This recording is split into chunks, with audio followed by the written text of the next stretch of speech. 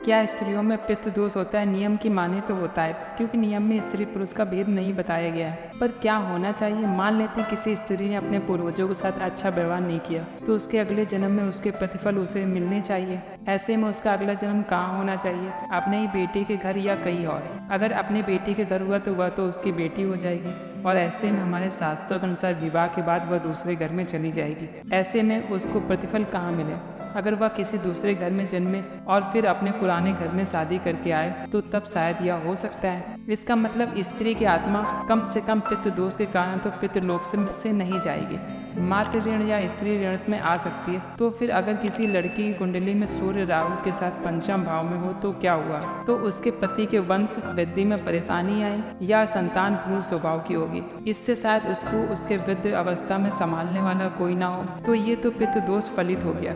इसका मतलब पितृ दोष तो दोनों की ही कुंडली में होता है, चाहे कोई माने या ना माने। कोई कुछ भी कहे, पितृ दोष लड़कियों में भी होता है। पितृ दोष से कैसे बचा जा सकता है? जन्म कुंडली के दूसरे, चौथे, पाँचवें, सातवें, नौवें और 10वें भाव में सूर्य, राहु या शनि की स्थिति युति स्थित हो तो यह पितृ दोष माना जाता है। सूर्य यदि तुला राशि में स्थित होकर राहु या शनि के साथ युति करे तो अशुभ प्रभावों में और ज्यादा वृद्धि होती है। इन ग्रहों की युति जिस भाव में होगी उस भाव से संबंधित व्यक्ति को कष्ट और परेशानी अधिक होगी और हमेशा परेशानी बनी रहेगी। लग्न से छठे भाव, 8वें और 12वें भाव में हो तो लग्न में राहु हो तो पितृ दोष बनता है। पितृ दोष को समाप्त करने के लिए हर अमावस्या पर अपने पूर्वजों और पितरों के नाम से जितना हो सके लोगों को दवा और वस्त्र भोजन दान करना चाहिए। पितृ दोष क्या होता है और उसके होने से क्या नुकसान और तकलीफें हो सकती हैं? पीढ़ी के अंदर किसी का अकाल मृत्यु मर जाना, पीढ़ी में किसी के मरे हुए का तर्पण न होना,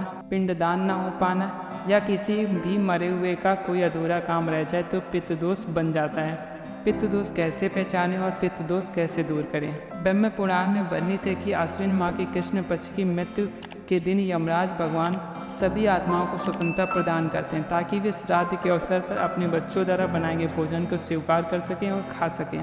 ब्रह्म पुराण में वर्णित है कि आश्विन माह के कृष्ण पक्ष की प्रतिपथा तिथि के दिन जो लोग अपने पितरों के लिए श्राद्ध नहीं करते वे वही लोग हैं जो पितृ दोष से श्राप से पीड़ित हैं, क्योंकि उनके पितर उनसे क्रोधित हो गए हैं। तो फ्रेंड्स, आपको यह जानकारी कैसी लगी हमें कमेंट सेक्शन में ज़रूर बताएं।